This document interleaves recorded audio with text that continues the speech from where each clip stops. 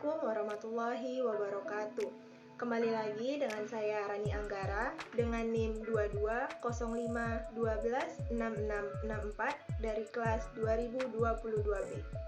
Pendekatan mimetik adalah pendekatan kajian sastra yang menitik beratkan kajiannya terhadap hubungan karya sastra dengan kenyataan di luar karya sastra. Pendekatan yang memandang karya sastra sebagai imitasi dan realita. Karya sastra sangat beragam bentuknya, terdiri dari novel, puisi, cerpen, drama, dan lain sebagainya. Karya sastra tersebut merupakan hasil dari kreativitas dan imajinasi pengarang. Bagi seorang pengamat dan pemerhati bahasa, kita berkewajiban untuk menelaah hasil kreativitas pengarang tersebut dengan berbagai pendekatan. Pandangan Plato mengenai mimetik, yaitu Plato menganggap ide yang dimiliki manusia terhadap suatu hal merupakan sesuatu yang sempurna dan tidak dapat diubah. Menurut Plato, mimetik hanya terikat pada ide pendekatan, tidak pernah menghasilkan kopi berpenampilan. Mimetik hanya mampu menyarankan tataran yang lebih tinggi. Mimetik yang dilakukan oleh seniman dan sastrawan mungkin tidak mengacu langsung pada nilai ideal. Hal itu disebabkan pandangan Plato bahwa seni dan sastra hanya mengacu pada sesuatu yang ada secara faktual seperti yang telah disebutkan di muka. Plato mengatakan bila seni hanya menimbulkan nafsu karena cenderung menghimbau emosi bukan rasio. Sedangkan menurut pandangan Aristoteles mengenai mimetik adalah apabila Plato mengajukan gugatan bahwa seni hanya melindungi manusia karena menghimbau nafsu dan emosi, Aristoteles justru menganggap seni sebagai sesuatu yang bisa meninggikan akal budi. Aristoteles menganggap seniman dan sastrawan yang melakukan mimetik tidak semata-mata menjiplak kenyataan, melainkan sebuah proses kreativitas untuk menghasilkan kebaruan.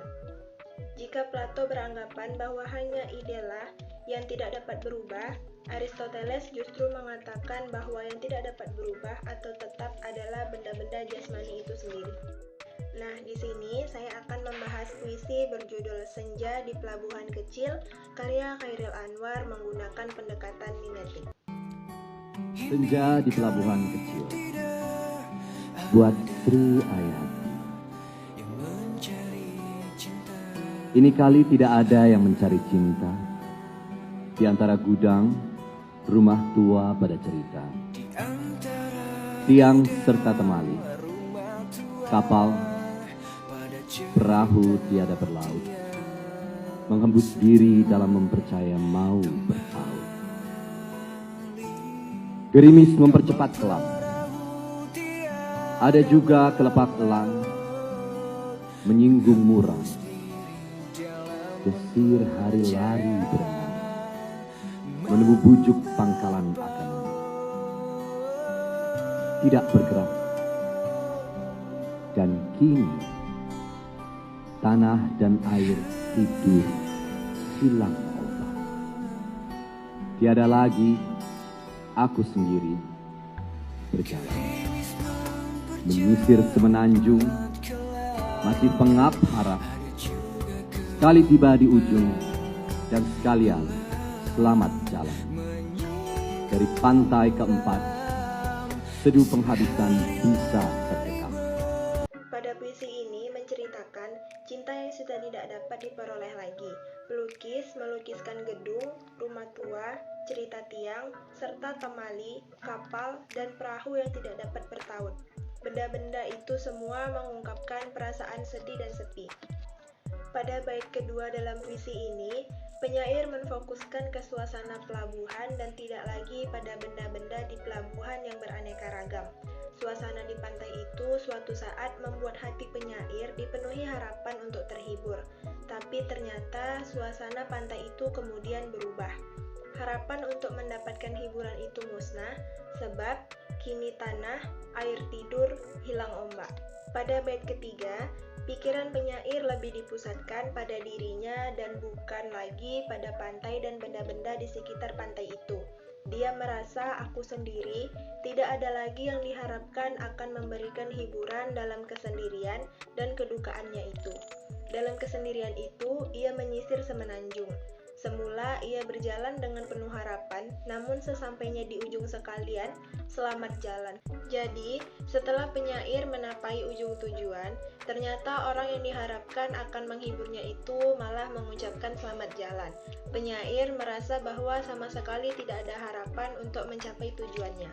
Sebab itu, dalam kesendirian dan kedukaannya, penyair merasakan dari pantai keempat sedu penghabisan bisa terdekap. Betapa mendalam rasa sedihnya itu, dari pantai keempat sedu sedan tangisnya dapat dirasakan. Amanat pada puisi ini menyatakan bahwa penyair ingin mengungkapkan kegagalan cintanya yang menyebabkan hatinya sedih tercekam. Kegagalan cinta itu menyebabkan seseorang seolah kehilangan segalanya. Cinta yang sungguh dapat menyebabkan seorang menghayati apa arti kegagalan itu secara total. Pemaknaan sebuah puisi dengan menggunakan pendekatan mimetik di dalam kajian atau tulisan itu hanyalah sebagian dari cara untuk memahami dan menggali kandungan puisi. Apa yang sudah didapat dalam rekonstruksi makna ini tentu saja belum memuaskan. Oleh karena itu, kajian-kajian terhadap puisi dengan aneka pendekatan lain perlu dilakukan untuk melengkapi kajian ini.